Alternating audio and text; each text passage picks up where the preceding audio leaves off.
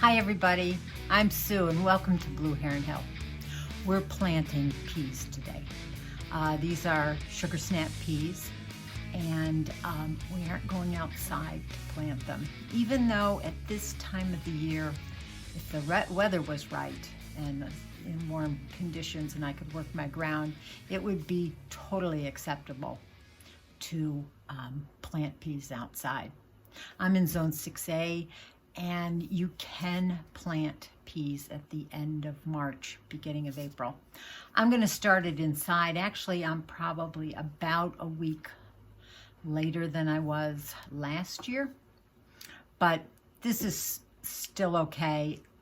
I've decided I'm not going to be in a huge rush to get my garden planted and be the first one to have peas.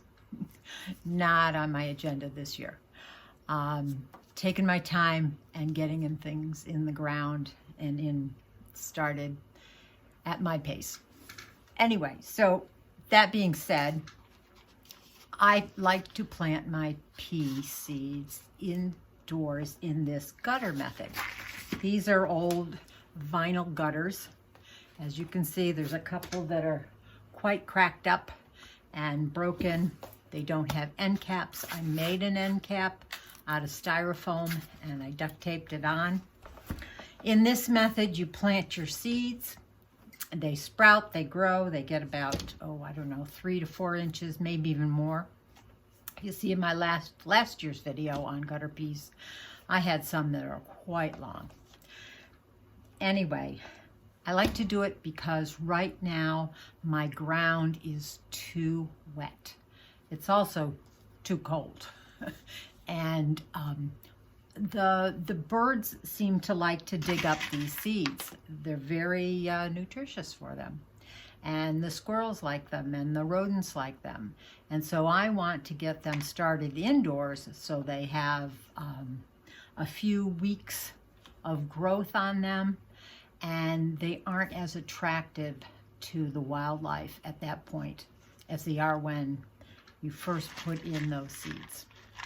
So what I do is I have these sections of vinyl gutters.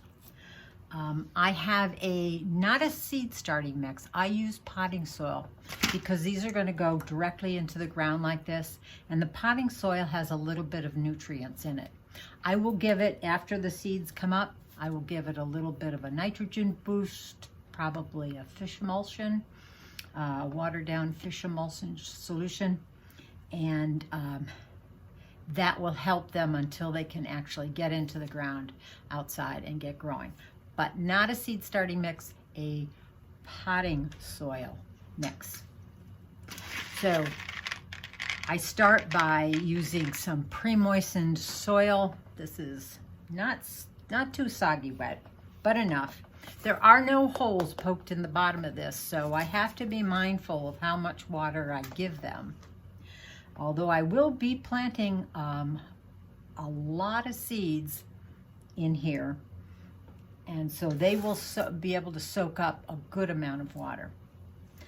So in planting, I have put down about 1.5 inches to 2 inches of soil in these gutters.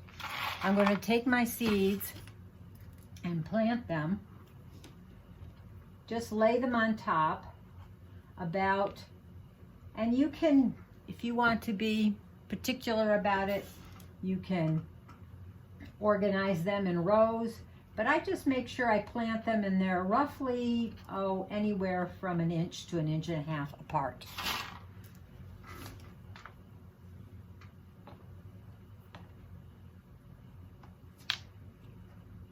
Not too crowded, but peas don't seem to mind having their neighbor pretty close next door. And if you have old peas, I hope you did a little germination test on them to make sure that the majority of them are viable.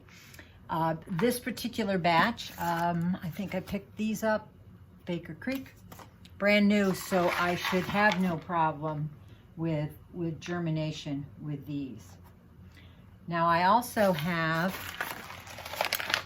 some from last year or perhaps even the year before. I tested these. I still have a pretty good germination rate on those. So when I use up all of these in this one gutter, I will probably have to go on to this second batch. Now I just have 2 gutters here. I have plans to do more. So what is going to happen is after, I think maybe 2 weeks, I will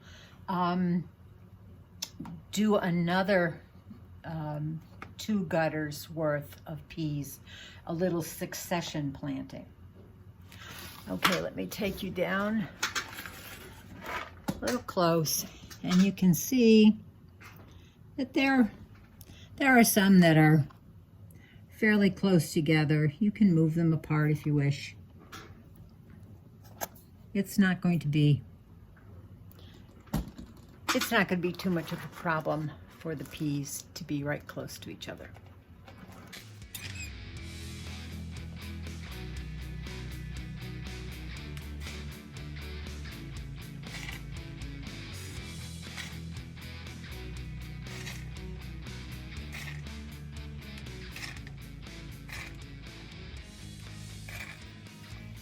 Well, when these come up, I'm not going to thin them.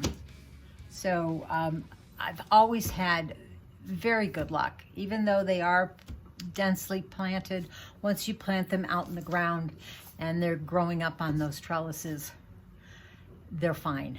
And as long as you have good amended soil with, I usually put some worm castings or some compost in there, they will do just fine, even densely planted. So what I'm going to do now is cover these with roughly 1 inch of potting soil right over the top. And then they will go into my warm room, my furnace room, until they germinate.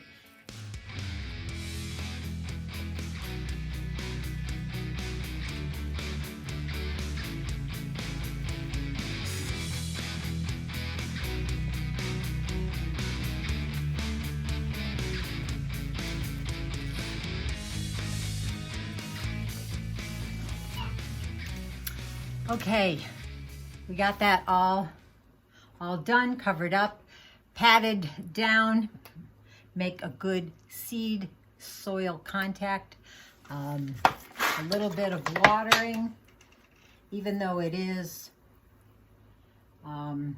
pre-moistened. I just want to give it a little additional moisture. You're going to have to be careful with the watering on here. Be generous, but they certainly don't want to be sloshing around in here because there are no holes poked in the bottom of this. When they've come up, and they're probably about 3 to 4 inches high, I'm going to start hardening them off, taking them outside a little bit, getting them used to the sun and the wind and the weather conditions outside, little bit by little bit, an hour more every day for, I don't know, close to a week. And then on some nice, sunny, warmer day, they will get put into the garden. If you want to see what I did last year, I have a whole video from start to finish on that. This video, I'm going to end it at this stage, but I'll come back and revisit during each stage of their growth, the germination and how they're growing, and then the hardening off, and then the actual planting. I'll do that again. But if you're interested, I'll put a link up here in the corner, and you can see last year's video start to finish on the entire procedure. But if anybody wanted to do this, I wanted to get them started now, because if you are in a colder zone, now's the time to do it. 6A, my average last projected frost date is beginning of May. So this is the perfect time to start if you're in a zone like that. So these are going to go into my furnace room. They'll have a little bit of warmth. It's probably about in the 70 or 72 or something in there. It'll give them a little bit of warmth. They'll germinate. And then once they do that, once I have a good, 75% germination, they'll probably go on a windowsill where it's cooler, where they it'll help them get used to the cooler temperatures that they're going to encounter outside when I do finally plant them. Besides, I don't have that much room under my grow lights to fit in a couple long gutters. I am going to probably in 2 weeks plant 2 more, a little succession planting, and just do all the same thing, and then they'll go in the garden 2 weeks after these have gone in the garden. So if you haven't already subscribed, please do. Pass it along on your social media accounts and anybody that may be interested in my content here. So until the next time that we can go digging in the dirt, happy gardening.